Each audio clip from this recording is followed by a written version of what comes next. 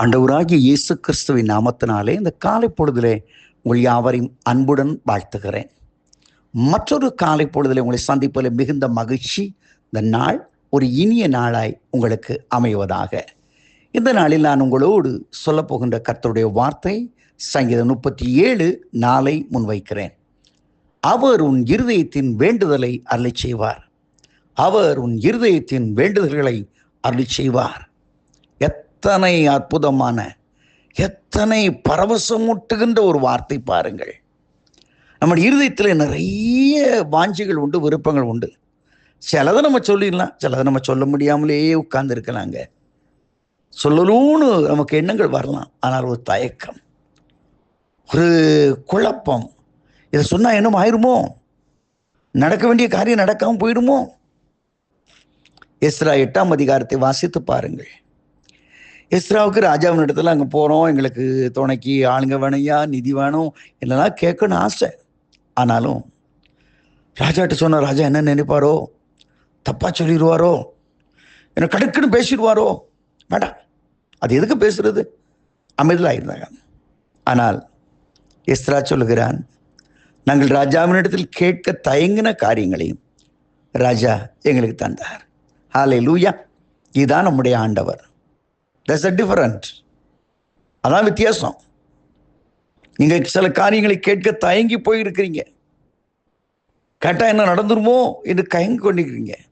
இன்னைக்கு ஆண்டவர் உங்களை திடப்படுத்துகிறார். அருமையானவர்களே, வேத வசனத்தை வாசித்து பாருங்கள். 1 சாமுவேல் 30ஆம் அதிகாரம் சொல்லுகிறது, தாவீது எல்லாவற்றையும் இழந்தான், அழுவதற்கு பலன் இல்லாமல் போக மட்டும் சத்தமிட்டு அழுதான். அவன் கூட இருந்தவங்களும் அவன் கொல்லணும்னு சொல்லி கல்லெல்லாம் எடுத்துட்டாங்க, இவனை போட்டு தள்ளினாதான் சரியாகணும்னு சொல்லி. ஆனால் வீடு, வாசல், சொத்து, சுதந்திரம், மனைவி, பிள்ளைகள் எல்லாவற்றையும் இழந்து தவித்தவன். 1 சாமுவேல் 30:6 சொல்கிறது, தாவீது தேவனாய கர்த்தருக்குள் தன்னை திடப்படுத்தி கொண்டான். என் அன்புக்குரியவர்களே, இதாங்க வாழ்க்கை, இதாங்க வாழ்க்கை.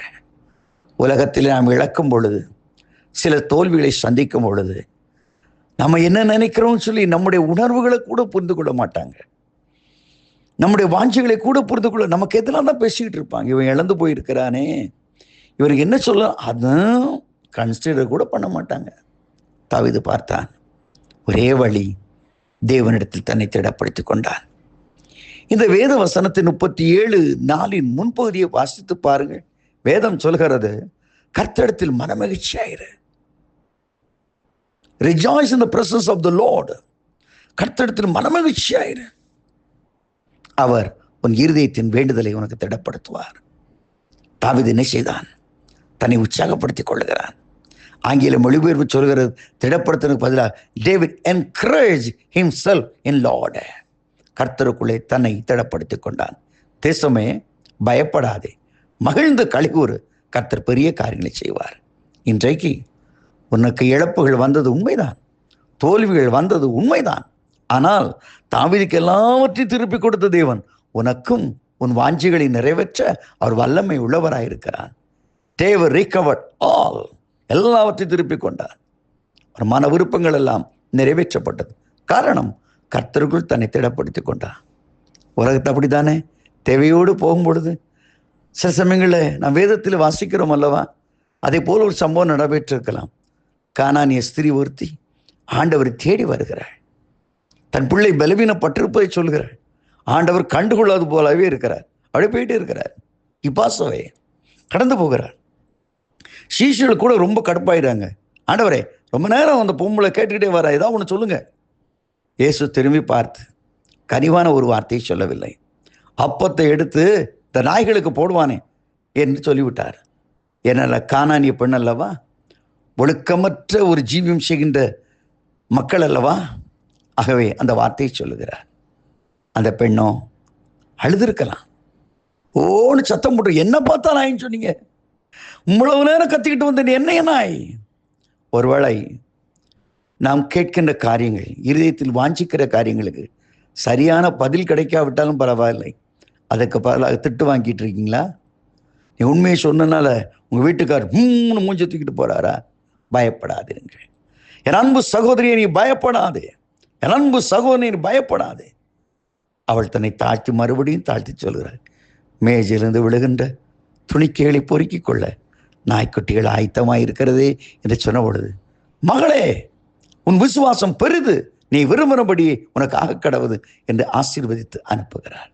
இதுதான் நம்முடைய ஆண்டவர். என்ன நிலைமையில இருக்கிற அவன் பல்ச பார்க்கிறாரு, அவன் பல்ச பார்க்கிறாரு. என்னெல்லாம் நீ பேசுன, இப்போ ஒரு வார்த்தை நீ கேட்டோன்னு சொல்லணும்னு உனக்கு வருதே, அதெல்லாம் அடக்கிக்கிட்டு அந்த கானானிய ஸ்திரியை போல உன்னை தாழ்த்துவாயா? கர்த்தர் சொல்லுகிறார், உன் வேண்டுதலெல்லாம் ஆண்டவர் கொடுப்பாரம்மா. ஐயா, உன் மன வேண்டுதலெல்லாம் ஆண்டவர் கொடுப்பார். இந்த நாளிலே அப்படிப்பட்ட உன் வாஞ்சை நிறைவேற்றப்படுகின்ற, உன் விருப்பங்கள் நிறைவேற்றப்படுகின்ற ஒரு இனிய நாளாயிருக்க கர்த்தர் அருள் செய்வார். ஆமேன், ஆமேன்.